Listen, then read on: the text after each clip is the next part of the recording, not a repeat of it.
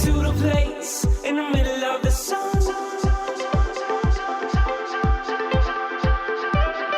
And we'll sing this song, sing it one by one. What's going on, guys? Welcome to the show. Thanks for joining us today. On today's show, we interview Dr. Laura Dabney, and Laura has been a psychiatrist in Virginia for over 20 years. She received her MD from Eastern Virginia Medical School and is a board-certified psychiatrist. She has treated patients in more than a dozen cities across Virginia, and her expertise has been featured on radio, podcasts, websites, and in print media. And today we talk about how we can be selfish to improve our relationship. Sounds interesting, right? Obviously, it's tongue-in-cheek, and Laura talks about how we can be the change we want to see in the relationship selfishly, and we don't need to be changing our partners. That's not a good pattern to try to be in. I can speak from personal experience. It's something I'm working on. So Laura gave some great tips to reframe the things that our partners do that annoy us and bother us, and we want to change. Guess what? You're not going to change them by complaining. No, you can't change your partner by complaining. And I think one thing I really took away from this interview is that you really have to look inside and see what is really bothering you, and maybe how you can express that to your partner without them getting defensive, and find a way to work together. So enjoy today's episode. And as always, we appreciate you guys listening, telling your friends and family, checking out our website and all the free resources. You can sign up for a 14-day Happy Couple Challenge with your email. We'll send you daily emails on some simple tools and practices you can implement to improve your relationship. And as always, again, we really appreciate you guys. Enjoy the show. Before we jump into today's interview, we want to tell you about our online course, Spark My Relationship. Do you guys want to create more passion, improve your communication, and build a stronger, more intimate connection with your partner in less than 90 days? Yes, sign me up. Then you guys need to check out our online course, Spark My Relationship. It is an online course, like I mentioned, that we created with over 15 therapists and psychologists to bring you guys the strategies marriage therapists teach their clients. We talk about it on the show. Relationships take work. Sometimes they function pretty easily and you coast along, but we've found the reality is you have to do work sometimes and to make them better, to change them so that they're more satisfying for both partners. And you've made it here. You've made it to listening to our show. So you guys probably already know that a little bit, but what you might not know are the specific tools and exercises that you need to create those lasting and positive improvements in your relationship. And like Chase said, change does not happen on its own. It takes hard work, and that's why we created the course. Spark My Relationship is designed to infuse your life and relationship with fresh passion, skills, and wisdom. And it's a self-paced journey that's perfect for turning up the heat, having some fun together, and revolutionizing your intimacy and communication. And just some tools and strategies that the course includes is how to eliminate unhelpful old habits, develop mindful awareness to help improve your stress management, learn healthy and successful communication tools, create a deeper and more intimate bond, and strengthen your couple microculture, which you will find out what that is, in the future together. So for our listeners only, we're offering a special of $100 off the course. Visit sparkmyrelationship.com/unlock to unlock your discount. And there is a 30-day money-back guarantee, so there really is no reason to not give it a try. So go to sparkmyrelationship.com/unlock for $100 off.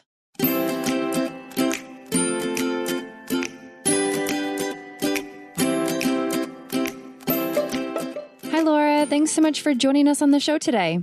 Hi, you're welcome. I'm glad to be here. Thank you. I've been looking forward to this show for quite some time because the topic is how we can be selfish and improve our relationship. And I'm only kidding. But I am super curious to find out what you mean by that and how we can share it with our listeners. Well, it's kind of tongue in cheek, of course, but what happens a lot when people come in to improve their relationships is they really have either a conscious or unconscious idea they want to change the partner. It's very rare that someone comes in and says, I have the problem, I can change the relationship. It's almost always, they need to change. How can I change them? How can I adapt to their bad behavior? Something like that.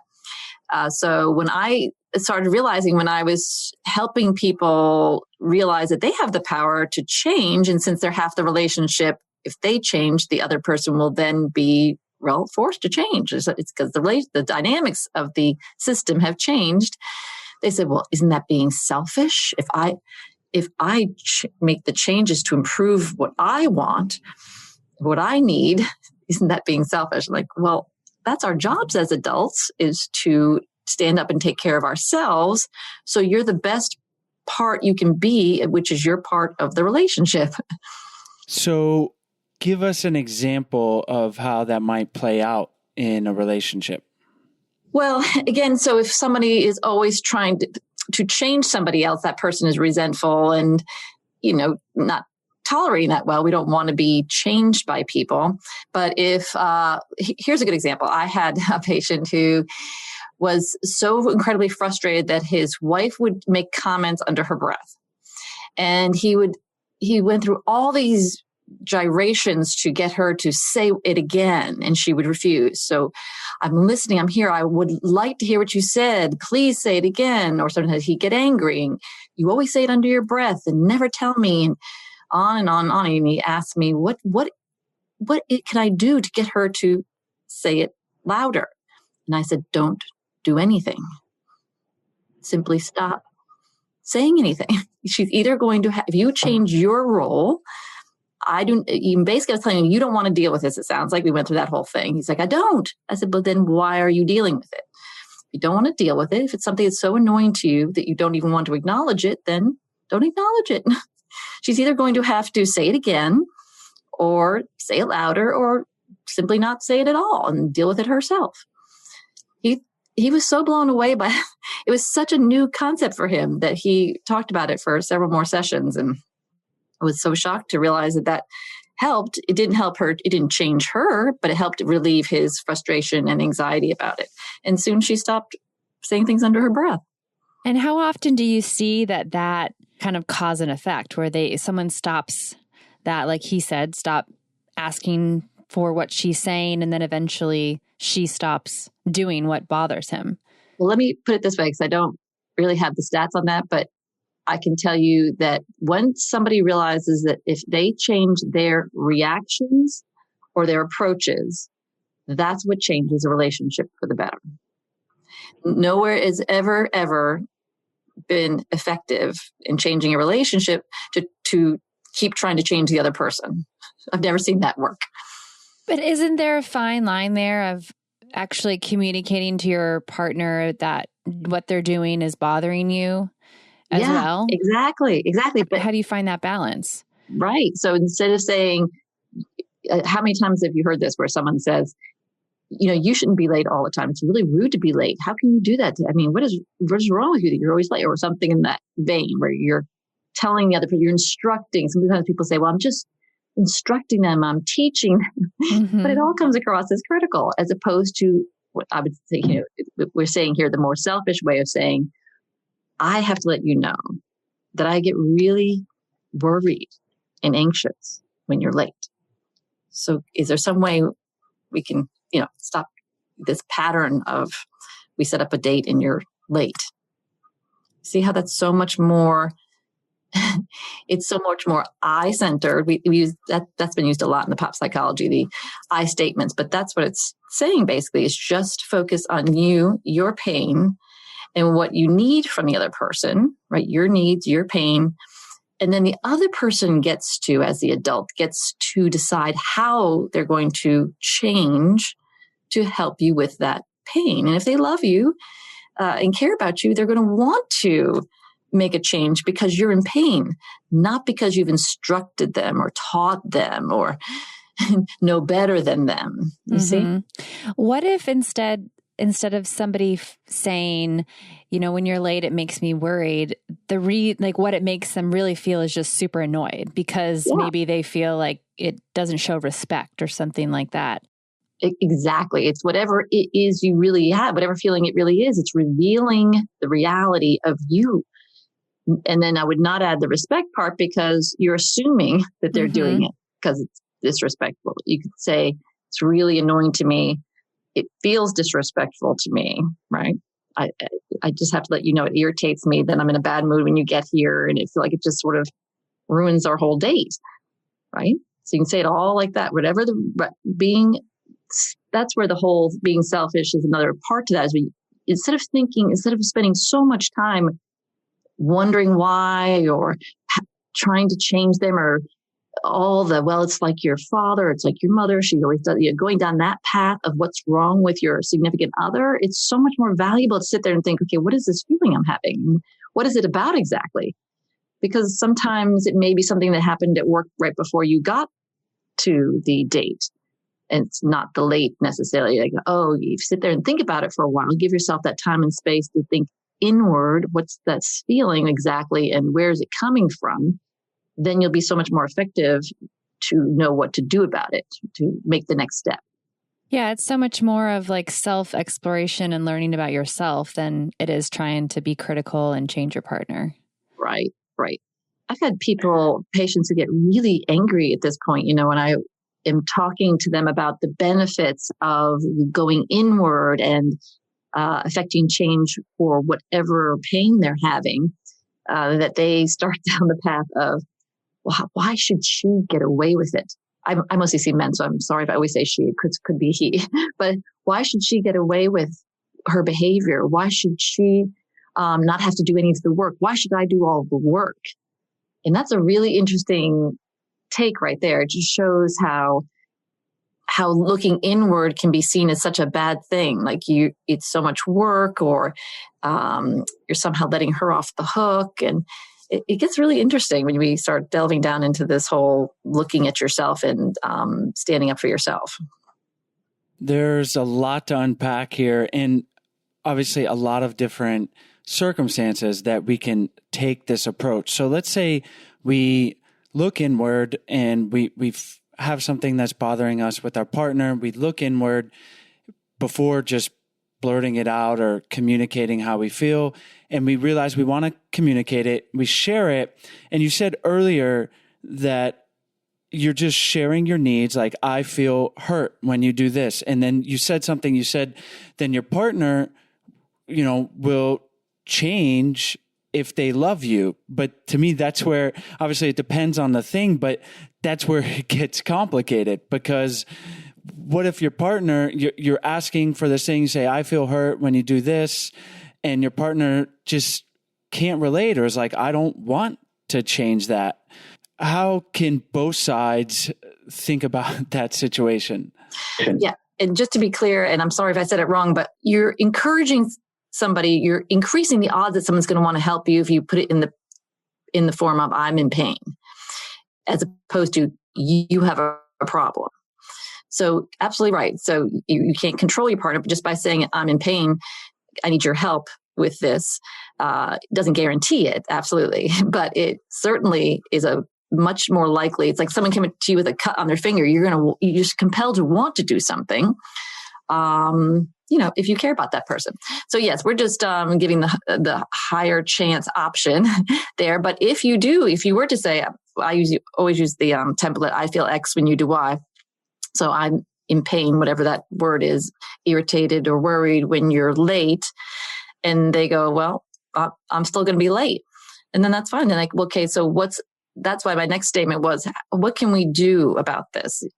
It may not be that she has to change being late. The decision may be, maybe we just won't meet out in public. And if I'm home and have something else I can do, it wouldn't bother me as much, or something like that. So that's when you have to work together.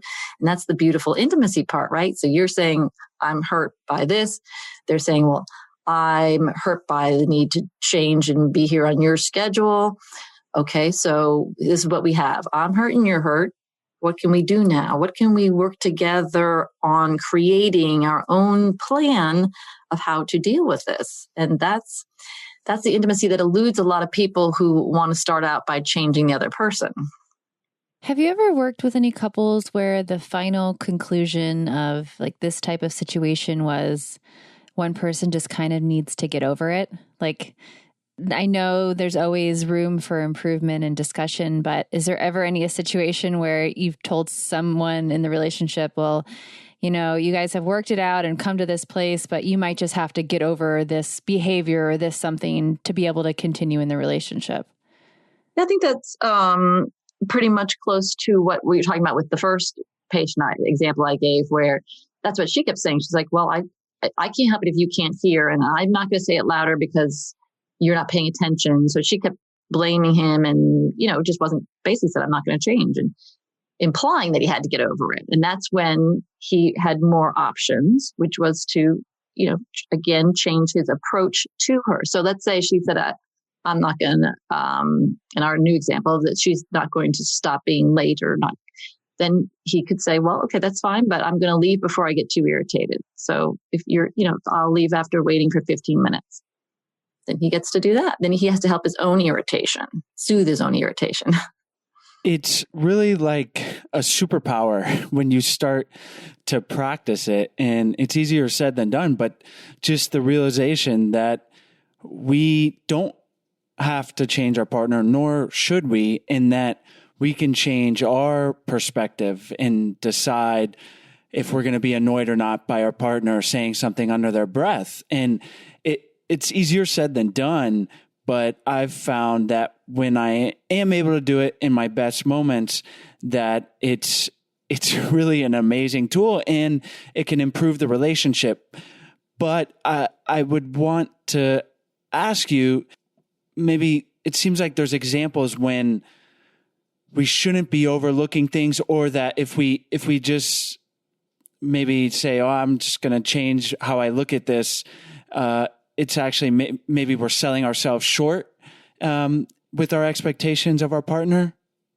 Yeah, right. Exactly. I think whenever we start going down the path of the only option is for the other person to change, we're definitely selling ourselves short. You have an option in your approaches and your reactions all the time. And like you said, it's like a superpower. It's you have way more control and input into how you feel in a relationship than people give themselves credit for. And definitely they sell themselves short to think that the only option is, I got to wait around for this person to change, or I got to wait around for this person to figure it out, or I have to keep educating this person until they figure it out. There's really no need for that at all. I think people also don't realize that two other options people have that they often don't think about is what I call a preemptive strike and a post-mortem.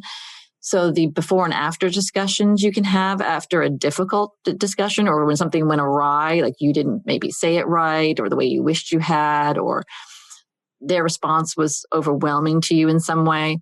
So usually after an argument or something, but people often don't, again, use that time, not just to self-reflect, but to look back at the patterns in their relationship. As an example, I have one patient who gives a gift to his wife for every occasion. I mean, everything. And 75% of the time she criticizes the gift, then he's crushed. And, they have a very difficult time going through that. And then the next occasion comes up and he gets her a gift.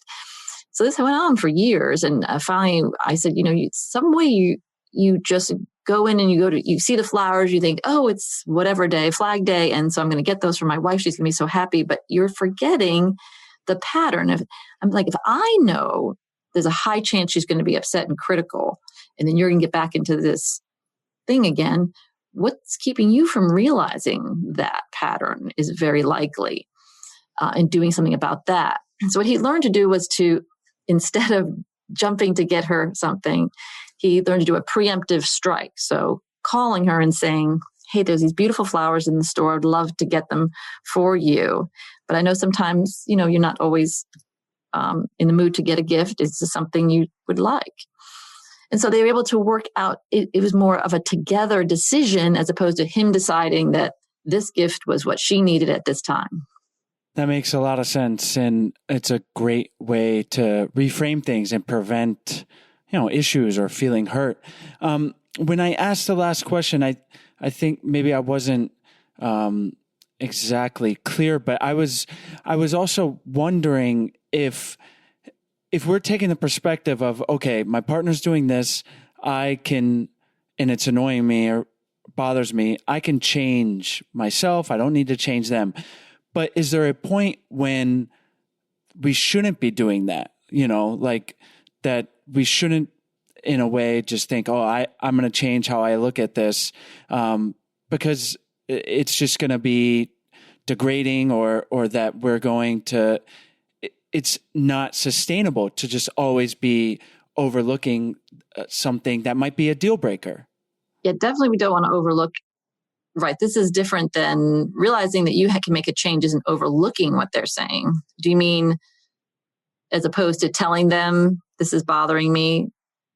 Exactly. Like, I guess drawing more of a line in the sand of like, okay, like we've talked about it on past episodes that we have deal breakers. So maybe your deal breaker is your partner smoking and partying, and they're doing that, but you're like, oh, I listened to this podcast and they said I can change the way I look at that. Well, maybe you can try to do that and you might in the short term be able to do it. But if that's just a deal breaker, you're maybe never going to be all right with that behavior. Oh, yeah. No, I completely agree with you there. And I maybe said it wrong. I think that when I'm saying you can change your approach or your reaction to something, it's actually doing something. It's not just saying, well, I'm not going to I don't need to let that bother me anymore, or just ignoring it at all. Right. So it's just, if you have consistently gotten mad at the partner every time they've come home from partying and smoking,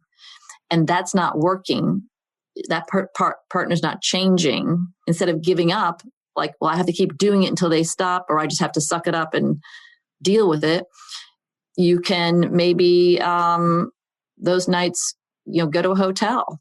So you don't have to be awoken in the middle of the night with this or whatever. And therefore you're changing your approach. So then you're coming back in the morning, at least you're taking that argument and the disruption in your life, what that person's doing, away from you. You're healing your own hurt that way.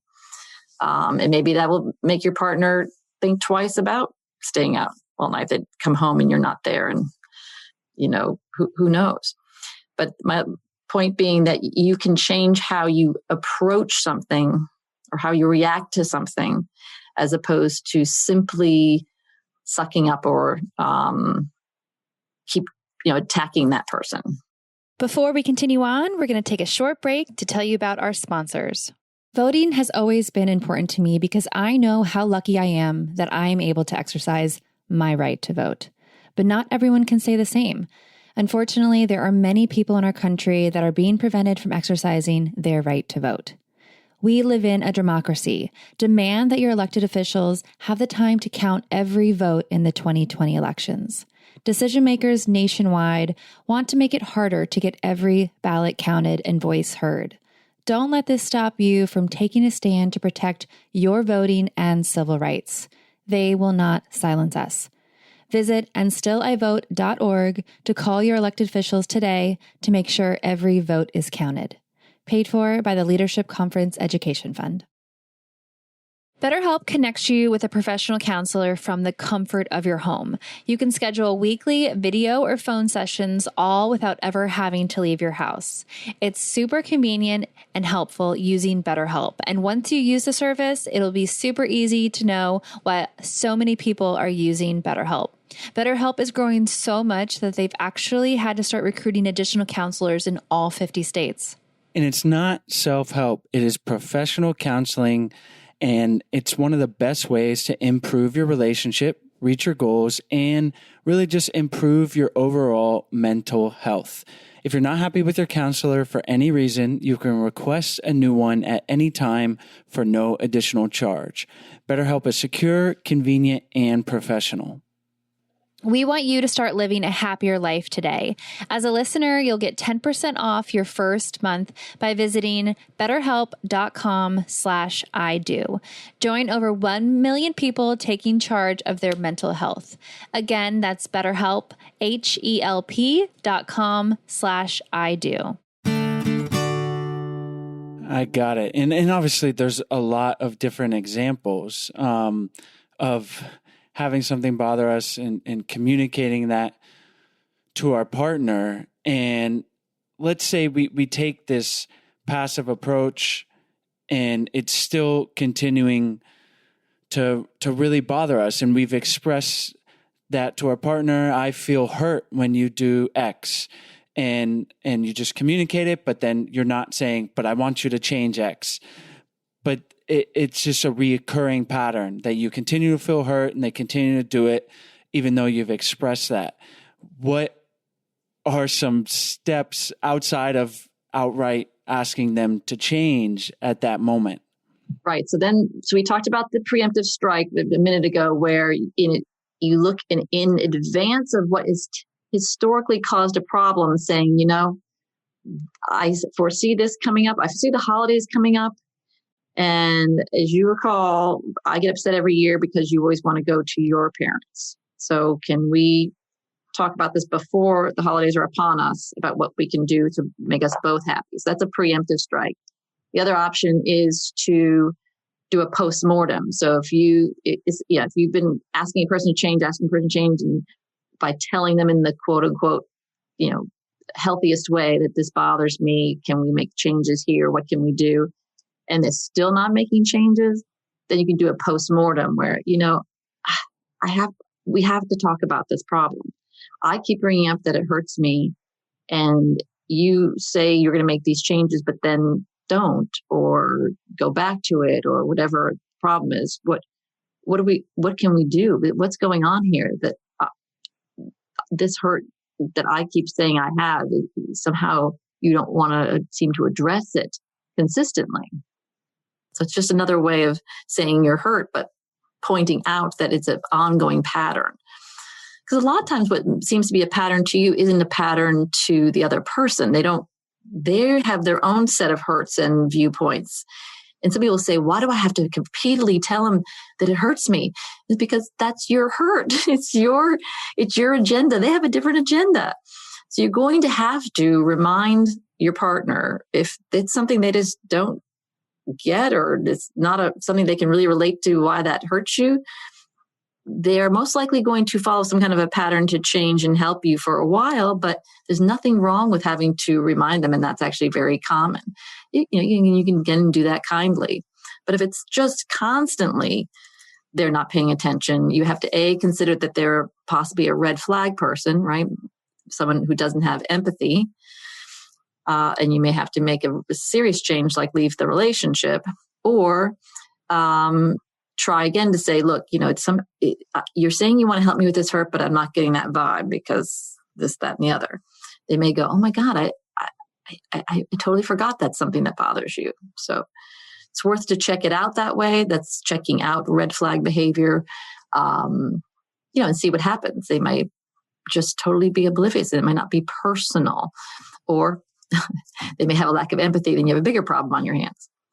That makes sense. And that helps me because obviously I was prodding this question because, the realization that our partners are not, let's say, you take this approach and then they're not changing. A lot of the times they're not changing in spite of you.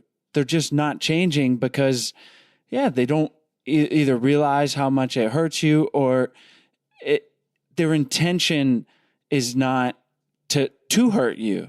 And I think maybe giving them the benefit of the doubt, but then continuing to communicate it, like you're saying, is a powerful practice, and still one that is empowering in that we have the ability to change the framework and maybe just to be patient with that process. Right, exactly. And that's, I see in couples when they're coming together, I've seen a lot of couples without the couple with one person, but I do have some couples who come in together, and a lot of times they're doing that back and forth where, you always forget and you keep doing this, and they're both doing that. And you're right. You have to sort of develop a mindset where I'm going to be a little bit more patient and give them the benefit of the doubt that they're not doing it to hurt me necessarily. They have some other thing on their mind. They're trying to get something resolved within themselves or with somebody else, maybe a child in the family or an adult with a parent or someone else in the family, and they're working on their stuff. So they might just be distracted, and to give them the benefit of the doubt often fosters them then giving the benefit of the doubt. I often say if just one person has to start this, as soon as the kindness or the benefit of the doubt, however you want to put that, begins, the other person then softens and will pick up, even sometimes unconsciously, pick up that same pattern of behavior. Can you give us some insight into why some of our first reactions is to change our partner rather than looking within? Because I know personally in the past, and this is something I've really tried to work on, is I want to change Sarah, or if it's a family relationship or a friend, and I've realized all the things that we said today. So why do we tend to do that initially? Well, I think a lot of people see that as the easy way out. And again, I don't think this is totally conscious, but by removing the problem is a very natural reaction. If your hand is near a flame, you're going to want to douse out the flame or move away from it. You just want to end the painful source. So it's a natural, I think, reaction in part to say, knock it off, or you got to stop doing that. It's really annoying, or not even say a feeling, just change, just fix it. But it's harder to do that looking in part. We talked earlier about looking in and sitting with the feeling. Sitting with difficult feelings is difficult. It's not a fun process necessarily, and it takes a little bit of awareness to realize that if I sit with this negative feeling now and really understand it, it'll benefit me in the long run, and certainly my relationship in the long run. The other thing I find, Chase, is that in my practice, I've learned over 20 years that your way of dealing with intimate relationships is your pattern of dealing with intimate relationships comes from your childhood. How your parents interacted with you that's your first intimate relationship. That's where you should have practiced. And I think a lot of parents miss this idea that when your child is a teenager, in other words, their cognitive capacities are building and growing, and they are learning how to, they can take better care of themselves and control themselves better. This is the time to start practicing with them what you want them to take on to their intimate relationships. So I have a lot of parents of teenagers who are, for instance, let's say you were driving the car, intoxicated, we're taking your phone for 2 weeks. Okay, now you have your phone back for 2 weeks, after 2 weeks, and don't do it again. That's really, how is that going to translate into a productive, healthy, intimate relationship one day? No, it doesn't. Where's the conversation that you want them to have? Where is this, what we're talking about right now? Where is that? So instead, I'm always encouraging the parents I see to, instead of just taking the phone away, to sit down and go, okay, we have to let you know this is it's so scary to us and so overwhelming that you would, and we're furious that we talked about this. You cannot drive the car intoxicated. What the heck was going on with you? What happened? Right? You want to tell your version, just like we talked about in any relationship. You want to be able to talk about your feelings, what bothers you, get their take on it. What was going on with them? What were they thinking? What could you have done differently? Why didn't you do that? All those discussions to get their wheels turning so they start thinking about this. You want them to think. You don't want them to think, okay, my phone's going to be taken away, so I'm not going to do it. You want them to be able to really understand what they're doing. So you work that all out, and then so what are we going to do going forward? Because now this has hurt our trust in you. We're not going to be, We're not going to want you to go to parties or anything. What are we going to do here? And who knows? The kid might say, well, how about I Uber for a while? Or, so you work together to figure out that solution. I have an example from my personal life that I mention a lot, which is sort of the opposite way. My son wanted to go to with his friends to Italy to stay with his other people. Some adults had a home there, and it was great. And he wanted to go for, 3 weeks or something. And so my husband and I sat down with him and said, this isn't going to work for us. You have a job here. We want you to earn money. We don't want you taking the 3 weeks off. It's expensive for you to go out there and stay that long. We're willing to send you for help go for a week. He nodded his head. He goes, okay. I could see his jaw tighten, and he pursed his lips. He goes, okay, that's fine. And he got up to walk away. And I said, come back. I said, I can tell you're upset. It's not a good idea for you just to bury that. What's going on? Tell me what you're feeling and thinking. And so he goes, well, everybody else is going to be, it all came pouring out. I said, well, you check with your friends, see if they actually are going for 3 weeks. And anyway, we agreed on 10 days as a compromise.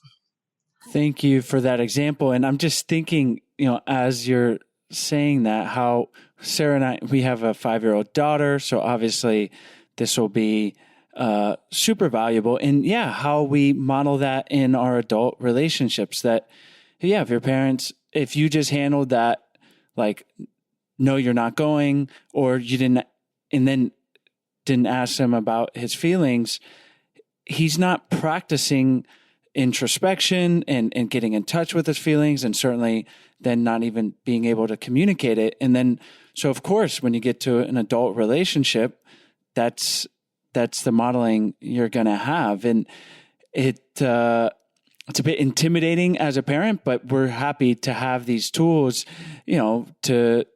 to be able to do Stella right and give her a chance to be able to be in touch with her feelings and communicate them in her relationships. Right. I find with the parents, either you have one, and of course, if you have two children, it's always one is the other. It seems to be one's the other one way, one's the other way. So the one I just talked about is one of internalizes. So I do not want to be in a relationship where he just says, well, whatever my wife wants, I have to do. To encourage him to say, but I have the other one who explodes. With him, we're doing the opposite. We're going, okay, let's look, this is not working. This attacking me is not helpful at all. Let's take some time. Let's regroup and let's talk about it tomorrow when everybody's calmer. So that's teaching him how to use the words when he finds himself out of control. Then he can now learn to say himself, okay, look, I feel like I'm about to lose it here. I'm going to go take a break and come back.